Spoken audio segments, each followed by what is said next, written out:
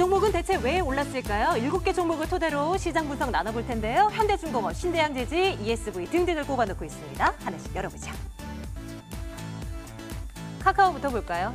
음원 서비스를 제공하는 멜론, 이 서비스를 벌이고 있는 카카오 M을 흡수합병한다라는 뉴스가 전해지고 있습니다.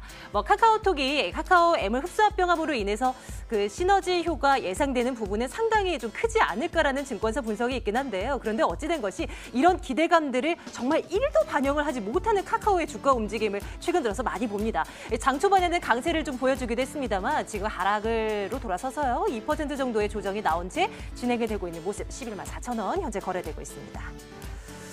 오늘 코스피 시장에서 제일 그래도 많이 오른 섹터가 종이목재 섹터입니다. 물론 깨끗한 나라, 이 LG 그룹 4세 경영과 관련해서 깨끗한 나라가 상한가를 취소사서 이 섹터 업종 지수가 좀 오른 측면도 있겠지만 그거 빼고도 골판지 업체들 최근 들어서 괜찮아서요.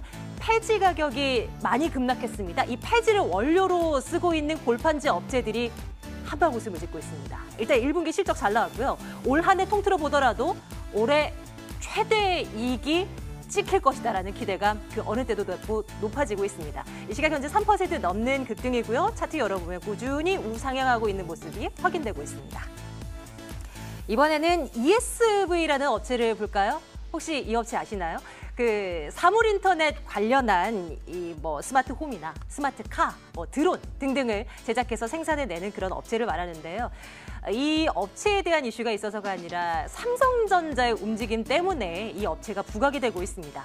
AI, 이 인공지능 기술을 가진 여러 회사에 대한 M&A를 적극 검토하겠다라는 삼성전자의 검토 내용에 따라서 ESV 혹시 나 해당되지 않을까?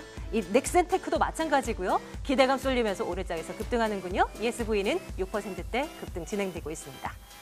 패션 의류업체 하나 볼게요. F&F입니다. 아웃도어 브랜드 디스커버리를 갖고 있는 업체이고요. 또 하나의 브랜드 MLB 때문에 최근 들어서 주가 움직임이 계속 탄력적입니다. 2000년대 초반대였던가요? 저도 이 MLB의 맨투맨 티, 집업 푸드 색깔별로 샀던 기억이 있는데요. 사실 국내 소비자들에게 최근 들어서는 인기가 있지는 않지만 중국인들이 사랑하는 브랜드가 되어버렸습니다. MLB. 면세점에 가보면 이쪽 모자 사겠다고 길게 줄 늘어선 것도 확인 가능한데요. 매출이 그렇게 잘 나오고 있다네요. 5,200원 올라서면서 11% 급등으로 진행되고 있습니다. 조선주 가운데서는 현대중공업 볼게요. 이번 달 초에 초대형 컨테이너선 수주했다라는 얘기 있고요. 조선 업황 자체가 이제 턴 어라운드가 될 것이다라는 전망 속에 주가 또 4% 넘는 상승으로 진행되고 있습니다. 이마트 온라인 시장 공세를 강화하고 나서는데요. 이마트 몰이 1분기 흑자 전환에 성공했고요. 신세계 푸드 에브리데이에서도 흑자폭이 확대되면서 또 앞으로도 기대가 된다라는 분석 나옵니다. 4% 강세고요. 삼성 바이오로직스는 이거 언제까지 이슈가 될지 모르겠습니다. 최종 결론 나올 때까지는 계속 들썩거리겠죠.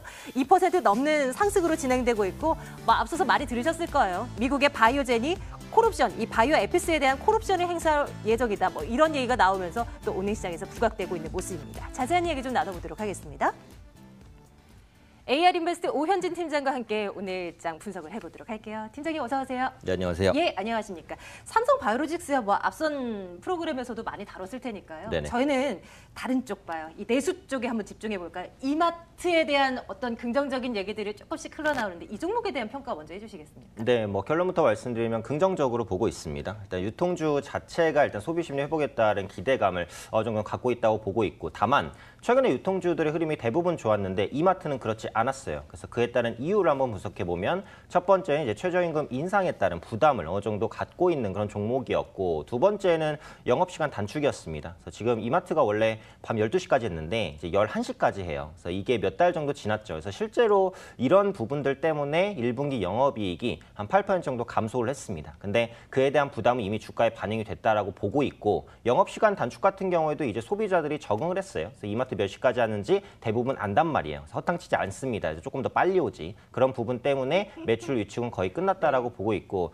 또 이마트의 이제 PB 상품 판매는 여전히 좋고, 무엇보다도 가장 강한 게 그 노브랜드인 것 같아요. 그래서 요즘에 그 이마트 가시면 노브랜드 상품 엄청 많지 않습니까? 저도 굉장히 많이 구입을 하고 있는 것 같아요. 그렇죠. 저도 많이 구입을 하고 네, 있는데 괜찮더라고요. 노브랜드 그 상품 판매 폭, 그러니까 네. 그 진열대가 굉장히 많이 늘어나고 그렇죠. 있어요. 네. 그래서 마진이 굉장히 좋기 때문에 이런 부분들이 이마트의 성장을 이끌고 있다라는 부분이고, 뭐 1인 가정 증가에 따른 간편식 매출도 마찬가지고요. 그래서 저는 이마트를 자주 가는데 그 간편식 코너도 늘어나 있더라고요. 그래서 이런 부분들을 감안을 한다면 현재 위치에서는 충분히 추가적인 반등 보이지 않을까 생각하고 있습니다. 네, 의견을 주신다면 뭐 여지 없네요. 뭐 나빠요, 글쎄요, 아닐 것 같고 좋아요 의견 주시는 거죠? 그렇죠. 처음부터 제가 좋게 말씀드렸기 때문에 예, 좋아요 의견 드리도록 하겠습니다. 그 주가적인 측면에서도 좀 추가적으로 상승할 룸이 좀 많이 열려 있다라고 보시는 거예요? 좋긴 좋은데. 네, 그거는 차트를 한번 볼 텐데요. 한번 지금 볼까요? 매물대를 지금 바닥 구간에서 확실히 좀 돌렸어요. 그리고 예. 떨어지는 하락 추세도 돌리는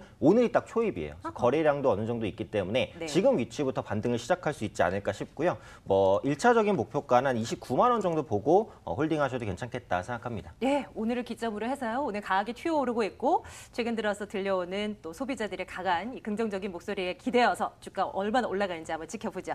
이마트 일단 좋아요 의견 챙겨 놓고요.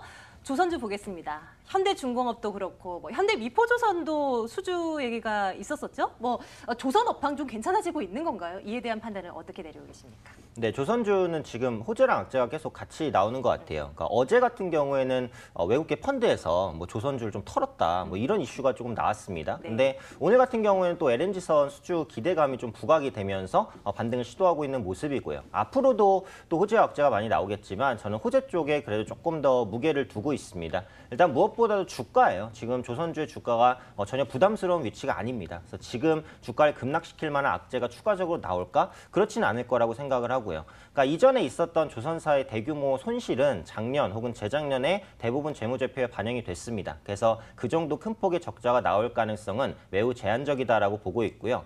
무엇보다도 그 글로벌 물동량이 회복이 좀 되고 있어요. 그래서 2020년까지 글로벌 물동량이 한 5% 정도 증가할 것으로 보여지고 있습니다. 그래서 무역량이죠. 그래서 무역량이 많아지게 되면 기본적으로 먼저 해운업이 좋아지고요. 해운업이 좋아지면 해운업에 이제 또 배가 필요하지 않겠습니까? 그럼 그런 선박을 조선주한테 이제 또 주문을 해야겠죠. 그래서 이런 선순환 구조가 될 것이고, 물론 시간은 걸립니다. 그래서 물론 물동량 회복에 따른 그런 효과를 조선주가 바로 받을 수는 없지만 빠르면 올해 하반기, 뭐 늦으면 내년 초 이 정도에는 좀 반영받을 수 있지 않을까 판단을 하고 있고요.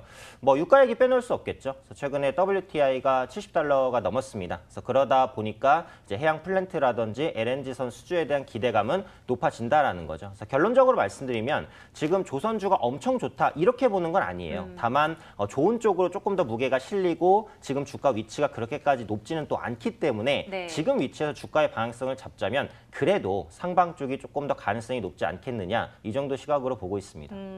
강력 매수는 당연히 아닌 거고요. 네네. 일단 의견 자체는 좋아요로 그럼 찍어 놓을게요. 네, 조선주 좋아요로 가운데서는 말씀드릴까요? 그래도 요게 제일 좋은데 탑픽을 하나 꼽는다면 어떨까요? 현대중공업인가요? 아니 다른 쪽인가요? 일단 저는 현대중공업을 좀 말씀드리고 싶어요. 저는 업황 개선이 나타나면 기본적으로는 좀 1등주를 보는 게 맞지 않나 싶습니다. 사실 LNG 부분에 있어서는 대우조선해양이 조금 더 치고 나가는 경향이 있기는 한데 지금 밸류에이션 측면에서 봤을 때는 대우조선해양보다는 현대중공업이 조금 더 괜찮은 밸류에이션을 갖고 있지 않을까. 조선업 네. 내에서는 뭐 상승 폭이 가장 크게 장기적으로는 나타날 수 있는 종목으로 생각합니다. 좋습니다. 예, 계속 들여다보겠습니다. 이제 다른 섹터로 한번 넘어가 볼까요?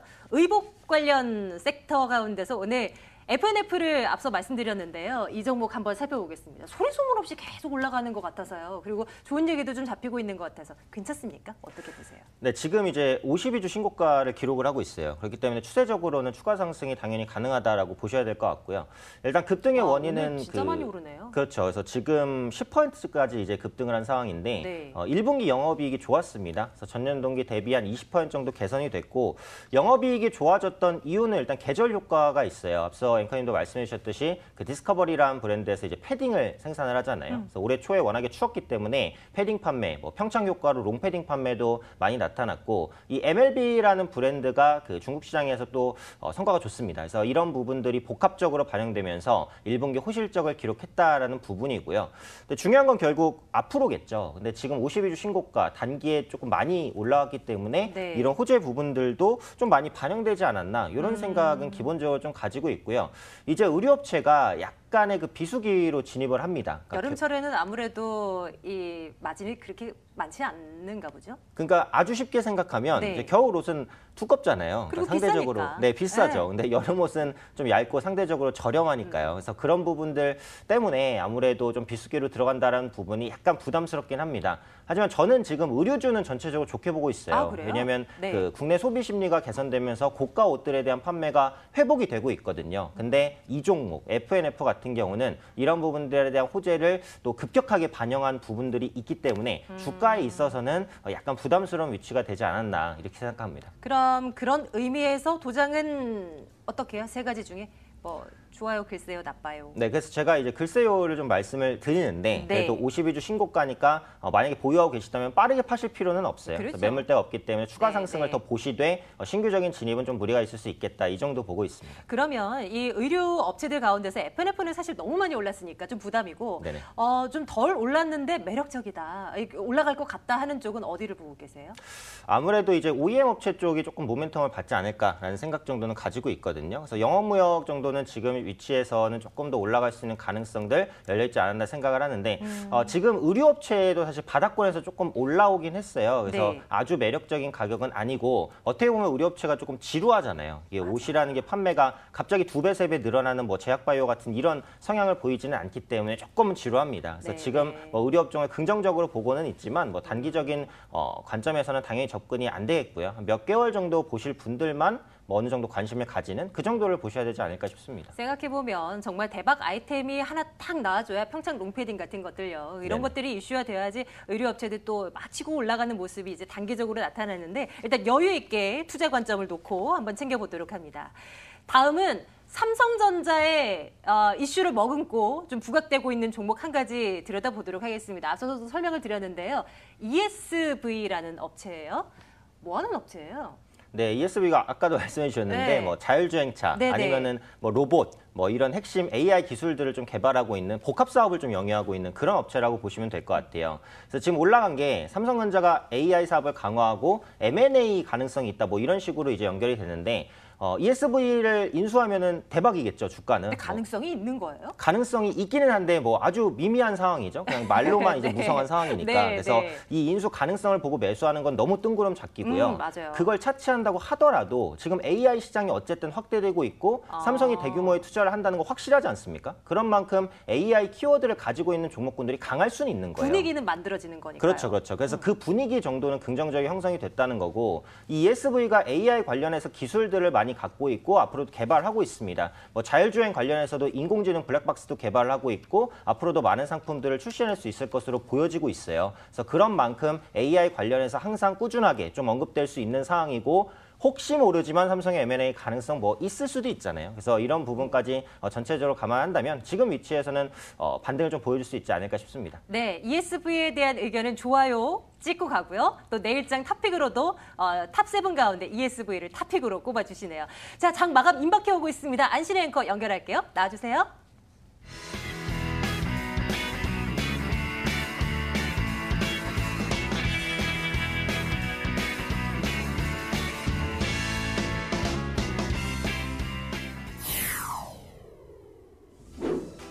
상승세로 출발한 코스피가 오후 들어서도 상승세를 유지를 하고 있습니다. 호가부근 살펴보도록 하겠습니다. 하루 만에 반등을 하면서 강보합권에서 마감 준비하고 있고요. 0.51% 상승한 2,460선에 마감 준비합니다. 코스닥은 고가 부근입니다. 1.6%까지 다소 강하게 뛰면서 870선 터치 기대감이 감돌고 있습니다. 호가 분위기 살펴봤습니다.